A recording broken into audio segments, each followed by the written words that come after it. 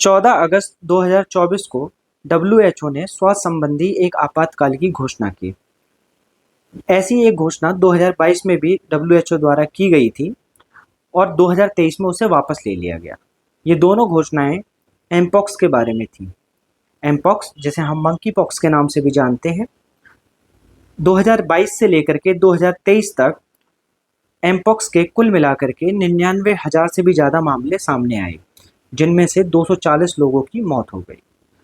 बीते समय में 16 अगस्त 2024 को हमारे पड़ोसी देश पाकिस्तान में भी एमपॉक्स के कुछ मामले देखने को मिले, जिनको मद्देनज़र रखते हुए हमारे देश की सरकार भी अलर्ट पर है और जागरूकता अभियान लगातार चलाए जा रहे हैं। तो दोस्तों, आप आ चुके हैं सिलेक्शन पॉइंट के यूट्यूब चैनल पर और आज हम बात करने जा रहे हैं अपनी नई सोच और नई अप्रोच में मंकी पॉक्स यानी कि एमपॉक्स के बारे में। एमपॉक्स क्या है, उससे बचाव कैसे किया जा सकता है, उसके प्रति कैसी सावधानियां हम बरत सकते हैं, इन सब को हम आज के सेशन में कवर करेंगे। ठीक है, तो सबसे पहले हम शुरू करते हैं। एमपॉक्स क्या है? एमपॉक्स क्या है? एमपॉक्स, जिसे पहले मंकी पॉक्स के नाम से भी जाना जाता है, ठीक है, एक दुर्लभ संक्रामक बीमारी है। मतलब कैसी है? ये एक वायरस से होती है और ये एक दूसरे से किसी और में जा सकती है। जो एमपॉक्स वायरस के कारण हो रही है, किसके कारण हो रही है? एमपॉक्स वायरस के कारण हो रही है। एक्चुअली में ये जो एमपॉक्स वायरस है, ये स्मॉल पॉक्स, जिसको हम चेचक कहते हैं, उसी फैमिली का एक मेंबर है। ठीक है, और ये हमारे आसपास रहने वाले बंदरों और चूहों में अपना घर बना करके रखता है। यह वायरस चेचक फैलाने वाले वायरस से संबंधित है। जैसा कि मैंने अभी आपको बताया, ये स्मॉल पॉक्स से रिलेटेड है। एमपॉक्स ज़्यादातर मध्य और पश्चिमी अफ्रीका के उष्णकटिबंधीय वर्षावन क्षेत्रों में पाया जाता है। कहाँ पे पाया जा रहा है ये इसका जो ओरिजिन है वो बताया जा रहा है कि पश्चिमी अफ्रीका और मध्य अफ्रीका के उष्णकटिबंधीय वर्षावन क्षेत्रों में पाया जा रहा है। अफ्रीका के बाहर आमतौर पर उन यात्रियों से जुड़े होते हैं जो उस क्षेत्र में जाते हैं और जब वे वापस आते हैं तो संक्रमण फैलाते हैं। मतलब कह रहे हैं कि अफ्रीका के लोग जो है अलग अलग जगह जाते हैं और फिर वहां पे जब वो वापस जा रहे हैं तो संक्रमण को फैला रहे हैं। मई 2022 में यूरोप और उत्तरी अमेरिका के कई देशों में एमपॉक्स का प्रसार बढ़ा है। ठीक है, तो जैसा कि मैंने आपको बताया था कि 2022 में डब्ल्यूएचओ ने एक बार इसके लिए इमरजेंसी की घोषणा की थी, लेकिन फिर उसको 2023 में वापस ले लिया था। तो उस समय यूरोप और अमेरिका के कई देशों में एमपॉक्स का प्रसार बहुत तेजी से बढ़ रहा था। ऑस्ट्रेलिया में भी एमपॉक्स की सूचना मिली है। जो प्रेजेंट टाइम में अगर हम बात करें तो ऑस्ट्रेलिया में भी एमपॉक्स की सूचना मिली है और इसी लिस्ट में आप पाकिस्तान को भी जोड़ सकते हैं। किसको? पाकिस्तान, जो कि हमारा पड़ोसी देश है, पाकिस्तान को भी जोड़ सकते हैं। ठीक है, तो इसका मतलब इसी लिस्ट में अब जहाँ जहाँ पे प्रसार हो रहा है उनमें पाकिस्तान भी एक देश है। अब एमपॉक्स फैलता कैसे है, इस बार में थोड़ी सी बात कर लेते हैं। आप किसी संक्रमित व्यक्ति, संक्रमित पशु, वायरस से दूषित पदार्थों के निकट संपर्क में आने से एमपॉक्स संक्रमित हो जाता है।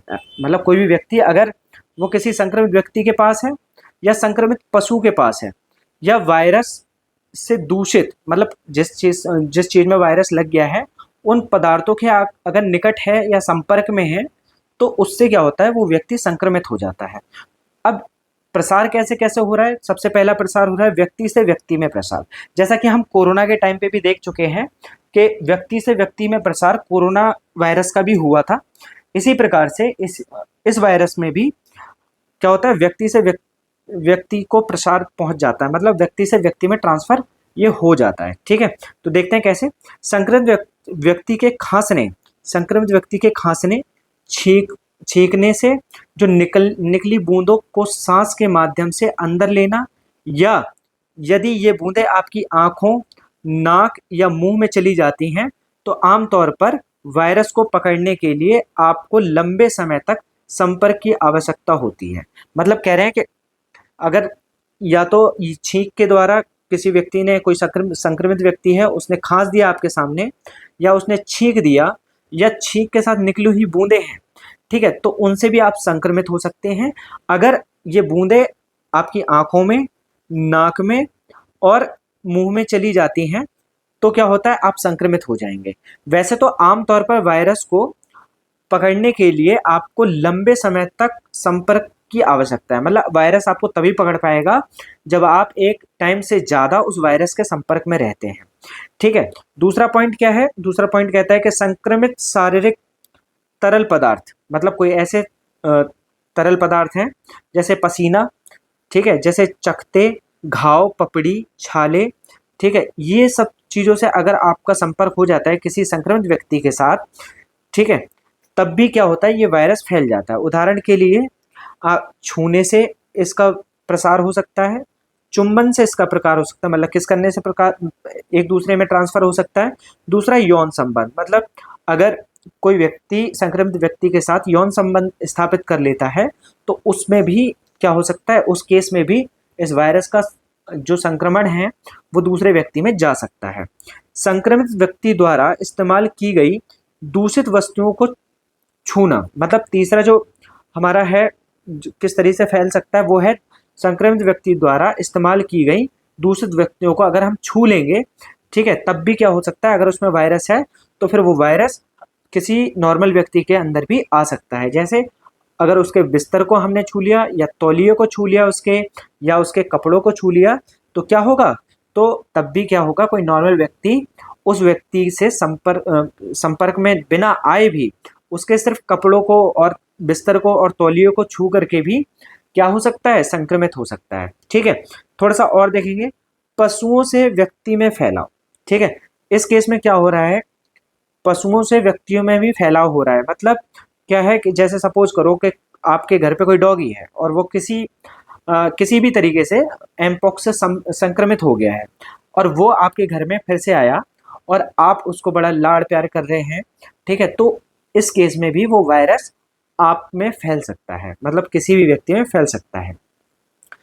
कहते हैं कि एमपॉक्स को जूनोटिन रोग के रूप में भी जाना जाता है। किसके रूप में, जूनोटिन रोग के रूप में भी जाना जाता है, जिसका अर्थ होता है कि यह जानवरों से मनुष्यों के बीच में फैलता है। मतलब क्या, जूनोटिन रोग वो होते हैं जो जानवरों से, किससे, जानवरों से मनुष्यों के बीच में फैल जाएं। किसके बीच में फैल जाएं, जानवरों से मनुष्यों में पहुंच जाएं, जानवरों से मनुष्यों में पहुंच जाएं, ठीक है। तो ऐसे रोगों को क्या कहा जाता है, क्या कहा जाता है, जूनोटिन रोग। क्या कहा जाता है, जूनोटिन रोग, ठीक है। अफ्रीका के बाहर जानवरों से इंसानों में संक्रमण आमतौर पर दुर्लभ है। मतलब अफ्रीका के बाहर, क्योंकि अफ्रीकी जानवर जो हैं वो कभी नहीं आ सकते किसी और कंट्री में, तो ऐसे केस में ऐसा कहा जा रहा है कि अफ्रीका के बाहर जो है वो जानवरों से इंसानों में संक्रमण पहुंचे, ऐसा कह पाना अभी बिल्कुल संभव नहीं है, ऐसा दुर्लभ है, बहुत रेयर केस में ही ऐसा होगा। अफ्रीका में एमपॉक्स कुछ जंगली जानवरों जैसे कि चूहों और गिलहरियों में पाया जा रहा है। मतलब अफ्रीका के अंदर देखिए इतनी बुरी स्थिति हो चुकी है कि चूहों और गिलहरियों को भी एमपॉक्स हो जा रहा है और उनमें ये वायरस पाया जा रहा है, ठीक है। अब देखिए एमपॉक्स जानवरों से लोगों में कैसे फैल सकता है, उस बारे में थोड़ी सी बात कर लेते हैं। तो इस बारे में बात करेंगे तो इसमें पहला पॉइंट है काटने और खरोचने से। दूसरा पॉइंट है संक्रमित रक्त, तरल पदार्थ, पशु की त्वचा और उसके बिस्तर के संपर्क में आने पर भी क्या हो सकता है, कोई नॉर्मल व्यक्ति एमपॉक्स से संक्रमित हो सकता है। संक्रमित जानवर का मांस खाने से भी या पकाने से भी ये रोग फैल सकता है। एमपॉक्स गर्भावस्था में के दौरान प्लेसेंटा के माध्यम से अजन्मे बच्चे में भी फैल सकता है। मतलब समझ रहे हैं, ये जो प्लेसेंटा होता है ये बच्चे और माँ के बीच में खाने का आदान प्रदान करने का एक जरिया होता है, ठीक है। अब मान लीजिए किसी बच्चे की माँ जो है वो इस एमपॉक्स से संक्रमित हो जाती है और वो वायरस किसी भी तरीके से प्लेसेंटा तक पहुंच जाता है, तो फिर वो उस अजन्मे बच्चे के अंदर भी फैल सकता है। एमपॉक्स के लक्षण क्या हैं, अब इसके बारे में बात कर लेते हैं। देखिए एमपॉक्स के जो शुरुआती लक्षण हैं उनमें फ्लू जैसे लक्षणों के साथ सामान्य रूप से अस्वस्थ महसूस होना, ये एक नॉर्मल चीज़ है। जैसे कि पहले बुखार आएगा और बुखार इतना तेज आएगा कि कपकपी छूट जाएगी, ठीक है, आपको ऐसे लगेगा आप कांप रहे हैं, ठीक है। तो इसी तरीके का फ्लू आपको पहले महसूस होगा। एमपॉक्स के लक्षण आमतौर पर हल्के होते हैं। शुरुआत में कैसे होते हैं? हल्के होते हैं। ज़्यादातर लोग 2 से 4 हफ्तों में 2 से 4 हफ्तों के बीच में ठीक हो जा रहे हैं। कितने? 2 से 4 हफ्तों के बीच में पूरी तरीके से ठीक हो जाते हैं। अब देखिए आरंभ में इसके लक्षण और कैसे दिखाई दे सकते हैं। जैसे एमपॉक्स के प्रारंभिक लक्षणों में शामिल क्या क्या है, ये देखिए।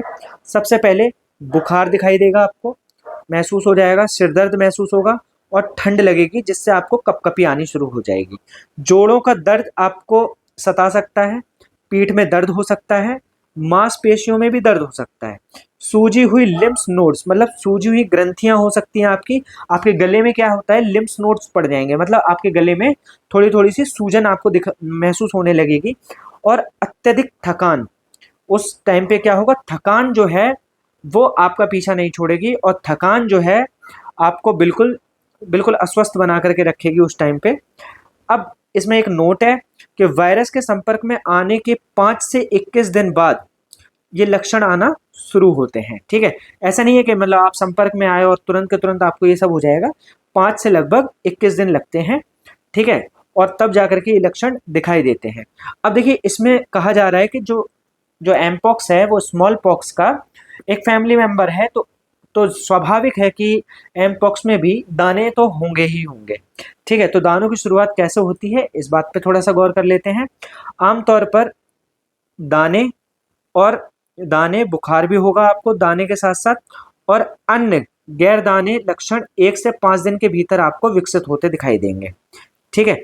इसके बाद एमपॉक्स वायरस एक विशिष्ट प्रकार के दानों का कारण बनता है, जो कभी कभी बड़े होते हैं, जैसा कि चिकन पॉक्स फफोले दिखाई देते हैं, उसी तरीके से ये भी दिखाई देते हैं। एमपॉक्स के जो दाने होते हैं वो बिल्कुल चिकन पॉक्स के दानों की तरह ही दिखाई देते हैं। एमपॉक्स दाने आमतौर पर नीचे दी गई छवियों में दिखाई देंगे। यहाँ पे पिक्चर में मिसिंग है, ठीक है, बट कोई बात नहीं, मैं नेक्स्ट वीडियो में जो इसका और एक्सप्लेनेशन के साथ जैसे जैसे कार्रवाई होती जाएगी मैं वीडियो बनाता जाऊंगा, उसमें मैं इसके मतलब इसके कुछ पिक्चर्स भी ऐड कर दूंगा, ठीक है। अब देखिए दाने क्या होते हैं? बढ़ जाते हैं। क्या होते हैं? दाने बढ़ जाते हैं। दाने पूरी बॉडी पर हो जाएंगे, यहाँ तक कि ये जो दाने होते हैं ये आपके मुंह के अंदर भी हो सकते हैं, ठीक है। जैसे जैसे बीमारी बढ़ती है आपके दाने कई चरणों से गुजरते हैं और उनका रूप बदल जाता है, ठीक है। तो ये थोड़ा विशेष प्रकार से ध्यान देने वाली बात है कि जैसे जैसे ये बीमारी बढ़ती जाएगी दाने जो है ना अलग अलग स्टेज पर पहुंचते जाएंगे और इनका रूप बदलता जाएगा। आपके दाने की शुरुआत सपाट लाल धब्बों से होती है, मतलब सबसे पहले लाल धब्बे आपको दिखाई देंगे, फिर यह फुंसियों मतलब पीले रंग के तरल पदार्थ से भरे घाव में बदल जाता है। मतलब जैसे कि हमें फुंसी होती है उसके अंदर फिर मवाद टाइप का कुछ भर जाता है, तो उसमें ये बदल जाता है और फिर पपड़ीदार हो जाता है और गिर जाता है। फिर उसके बाद क्या होता है? सूख जाता है और उसके बाद फिर ये गिर जाता है और फिर चीज़ें सही होने लगती हैं। कहने का मीन्स ये है, ठीक है। तो आगे देखते हैं। आगे यह दाने आपके शरीर के किसी भी हिस्से में हो सकते हैं, जिसमें आपका चेहरा और आपके मुंह के अंदर, आपकी छाती, आपकी पीठ, हाथ पैर, पंजे, जननांग और पेरिनियल क्षेत्र, मतलब आपके गुद्दा के आसपास जो भी क्षेत्र होता है वहाँ पर भी ये दाने हो सकते हैं। दाने दर्दनाक हो सकते हैं, खासकर अगर घाव या छाले आप आपस में जुड़ जाते हैं। मतलब अगर ये छाले और घाव जो है वो आपस में अगर जुड़ जाते हैं तो फिर ये कैसे हो सकते हैं? ये काफ़ी दर्दनाक हो सकते हैं। मतलब इतने दर्दनाक हो सकते हैं कि आप हो सकता है पीड़ा से चिल्लाएं भी, ठीक है। या अगर आपके मुंह में या आपके मलाशय में, ठीक है, में या उसके आसपास ये घाव हो जाते हैं तो काफ़ी दर्दनाक होते हैं। मतलब अगर मुंह में हो जाएंगे तो आप कुछ खाने पीने के लायक नहीं बचेंगे, ठीक है, आपको बहुत पीड़ा होगी कुछ भी खाने पीने में, ठीक है। और अगर मलाशय के आसपास हो जाते हैं तो आपको मल त्यागने में भी काफ़ी दिक्कत हो सकती है, ठीक है। आगे देखते हैं। कुछ लोगों को बस कुछ ही घाव होते हैं, जबकि दूसरों को कई हजार घाव हो सकते हैं। मतलब आ, कुछ लोगों को दाने जो हैं 2-4 ही हो सकते हैं, ठीक है, बहुत कम मात्रा में निकल सकते हैं, लेकिन कुछ लोगों को ये दाने हजारों की संख्या में निकल सकते हैं। आपके जो घाव हैं, आपके घाव का आकार भी छोटे से लेकर बहुत बड़े तक अलग अलग हो सकता है। ठीक है, दुर्लभ मामलों में आपको दाने नहीं हो सकते, ठीक है, हो सकते, इसके बजाय आपको मलाशय में दर्द, संक्रमण या रक्तस्राव हो सकता है। मतलब हो सकता है आपको दाने ना हो, लेकिन इसके बाद आपके मलाशय में दर्द हो, संक्रमण हो जाए आपको, और हो सकता है मतलब जब मल त्यागते समय आपको रक्त भी आने लगे। एमपॉक्स संभावित रूप से बीमारी का कारण बन सकता है। ठीक है, छोटे बच्चे, शिशुओं में, छोटे बच्चों में, गर्भवती महिलाओं और कम प्रतिरक्षा वाले लोगों में अधिक गंभीर लक्षणों का जोखिम अधिक है। मतलब जिन लोगों की इम्यूनिटी सिस्टम कमजोर है, ठीक है, उनमें ये चीजें ज्यादा देखने को मिल सकती हैं। ठीक है, महिलाओं में हो सकता है, बहुत छोटे बच्चों में हो सकता है, शिशुओं में हो सकता है। ठीक है, तो इन सब को उन ऐसे वायरस से बचा करके रखना है, ताकि जो हमने कोविड में स्थिति को देखा है वो स्थिति हमें दोबारा देखने को ना मिले। ठीक है, सावधानियां सावधानियां क्या है इसमें? ऐसे लोगों के साथ निकट संपर्क से बचें जिन्हें मंकी पॉक्स हो चुका है या जिन्हें मंकी पॉक्स के लक्षण हैं, जैसे बुखार, दाने। इससे संक्रमित व्यक्ति द्वारा उपयोग किए गए बिस्तर, तौलिए और बर्तनों को साझा ना करना शामिल है। ठीक है, तो जो त्वचा के घाव से उत्पन्न वायरस से दूषित हो सकते हैं, ठीक है, तो ऐसे लोगों से हमें क्या करना है? बच करके रहना है। कि मतलब जिन लोगों को पहले मंकी पॉक्स हो चुका है या उनमें कुछ लक्षण दिखाई दे रहे हैं, तो उनसे हमें दूर रहना है और ऐसे लोगों के संपर्क में बिल्कुल भी नहीं जाना है, बिल्कुल भी नहीं जाना है, बिल्कुल भी नहीं। ठीक है, अधिक स्पर्श की जाने वाली सतहों को साफ एवं कीटाणु रहित रखें। मतलब जिन चीज़ों को ज़्यादा छूते हैं उनको बार बार स्प्रे करें, ठीक है, सैनिटाइज करें, ठीक है, या उनको किसी दूसरे तरीके से साफ करें, लेकिन उनको साफ सुथरा रखें और ये ध्यान रखें कि कीटाणु वहाँ पर ना ही हो तो ज़्यादा ठीक है। यदि मंकी पॉक्स से पीड़ित किसी व्यक्ति के निकट संपर्क में रहना आवश्यक हो तो मुंह और नाक को ढकने वाला मास्क पहने और अपने हाथों को बार बार साबुन और गर्म पानी से धोएं।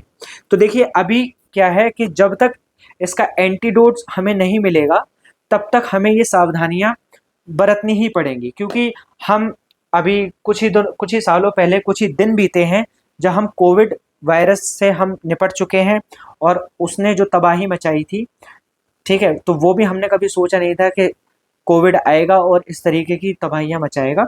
तो वैसी स्थिति ना हो, ठीक है, तो इन चीज़ों से बचने के लिए इन सावधानियों को जरूर बरतें, अपने घर में बरतें, अपने पड़ोसियों को बताएं, अपने आसपास के लोगों को बताएं। ठीक है, और हमारी वीडियो में आज इतना ही था। अगर हमारी वीडियो आपको इंफॉर्मेशन से भरी हुई लगी, ठीक है, तो इसको ज़रूर शेयर करें अपने दोस्तों के साथ, अपने रिश्तेदारों के साथ, जिन लोगों के पास समय नहीं होता है एक लॉन्ग वीडियो देखने का।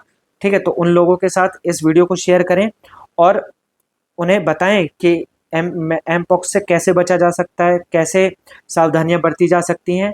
और मैं इसी चीज़ में एक चीज़ और ऐड करना चाहूँगा कि अभी एम पॉक्स की डिटेक्शन के लिए भारत में जो उपकरण यूज़ हो रहा था उसमें लगभग उसके टेस्ट के रिजल्ट आने में 2 घंटे लगते थे, लेकिन अभी लगभग 2 या 3 दिन पहले ही भारत ने एक ऐसा उपकरण इजाद कर लिया है जिससे 40 मिनट के अंदर रिपोर्ट आ जाएगी और ये पता चल जाएगा कि किसी व्यक्ति को एमपॉक्स है या नहीं है।